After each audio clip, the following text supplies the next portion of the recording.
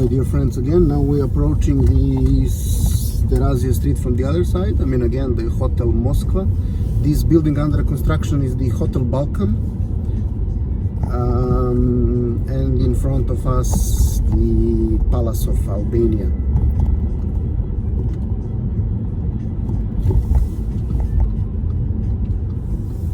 One of the first tall buildings erected in Belgrade.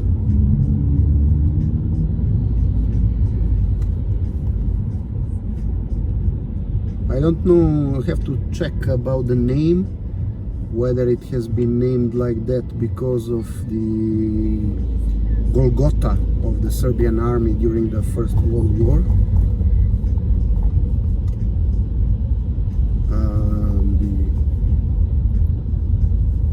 But as I said, this glass covered the building to the left is the so-called Staklenac. It was erected as a temporary building, but remains still here for, I'm not really sure now, but I would say more than 30 years, or around 30 years at least. And the tall building in front of us at Makedonska Street is the building of Politika newspaper, and in front of us here Dom Omladine, the home of youth. They did a clever thing here. Obviously they have extended this section, I mean enlarged it, so that then now there are 2 lanes for turning right into the tunnel, the so-called Terazija tunnel. Here in front of us is the Muzej Iluzija, meaning the Museum of Illusions. I believe it's, not sure whether it's the only one in Belgrade or there is one more.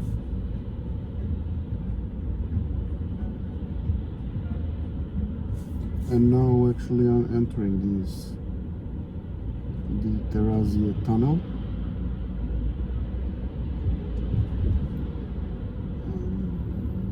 So many cars. I mean, it's always problematic here. You see also the number of cars going the other direction.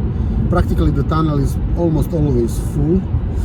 I know that because of, I mean, when I drive a motorcycle, scooter actually, when I pass to the tunnel, it's so congested. It's so congested that there is no oxygen in it practically at all. I mean, it's hard to breathe, but it's good sometimes when I drive my scooter on a cold days. The temperature inside the tunnel is, I don't know, but I would say sometimes more than 5 degrees, well, definitely more than 5 degrees higher. I would even say sometimes 10 degrees higher than outside. So sometimes it makes good to me, but okay, now we are crossing the Brankos Bridge.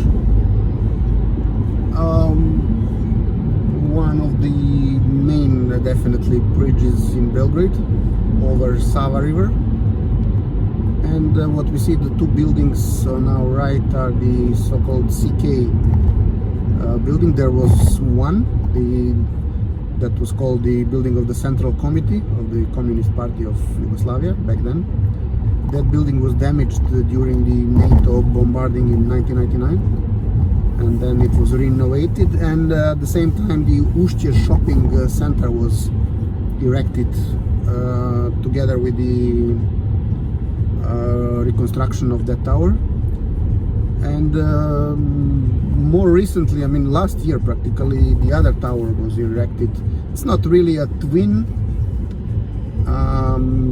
but it's almost the same height, although I mean the appearance is not really the same. Therefore, I mean we cannot say it's a twin building. And now we are already entering the boulevard of Mikhailo Pupin. We'll be passing next to the SIV building, the Savezno Izvršno Veće, or the Federal Executive Council of ex-Yugoslavia, which is the building on our right. I mean, I'm not sure how much you can see from here. Yeah, now a bit.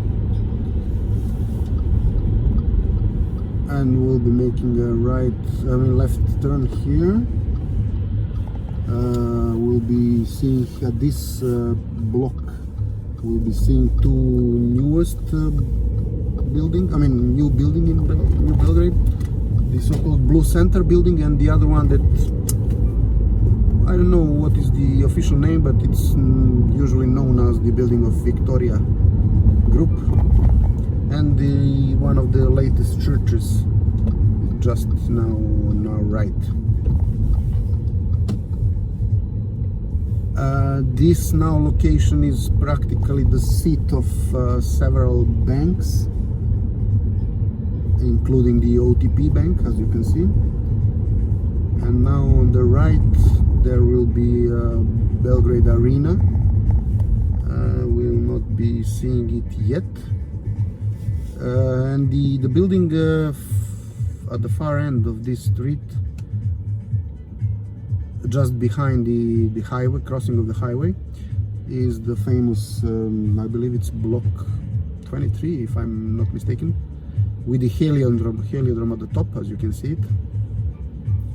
But unfortunately that building has never been completed, so it's not operational. Sometimes in 2001 I lived during 2001 and part of 2002. I had lived in this building in front of us to the right, with white bricks, covered in white bricks, I mean the facade bricks. But that back then the arena, Belgrade Arena, has not been completed yet, not been finished, because the construction lasted for I don't know how, I mean more than a decade definitely, and I believe actually much more than 1 decade. With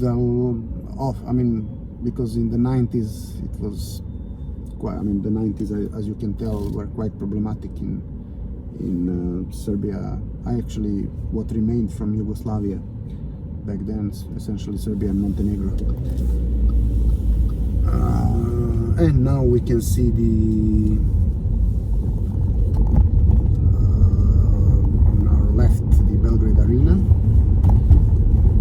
the largest sports hall at the Balkans, at least a part of it, was visible.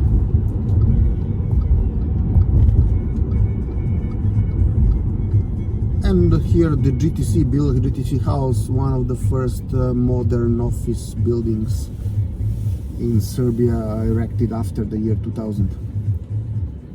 Okay, in front of us, we are at the far end, to the left, we again see the Genex Tower, the west gate of Belgrade. And in front of us there will be a Mercator Center, also one of the first shopping, not really a shopping mall, but a shopping center, let's say, rather than a mall. Also one of the first that were erected in Belgrade after the year 2000, after the fall of Milosevic. Okay, that much for now.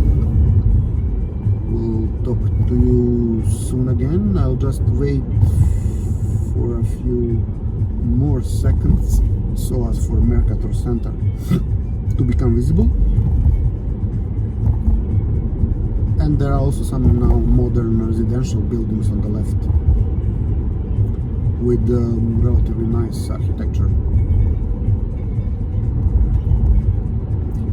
Also to the left is the Alta Bank, what used to be Jugmes Bank Jugoslovenska banka za međunarodnu ekonomsku saradnju, or the Yugoslav Bank for International Economic Cooperation, and here the Mercator Center, as you can see, and one also of the recently built churches just on our left. Okay, that much for now. Talk to you soon again.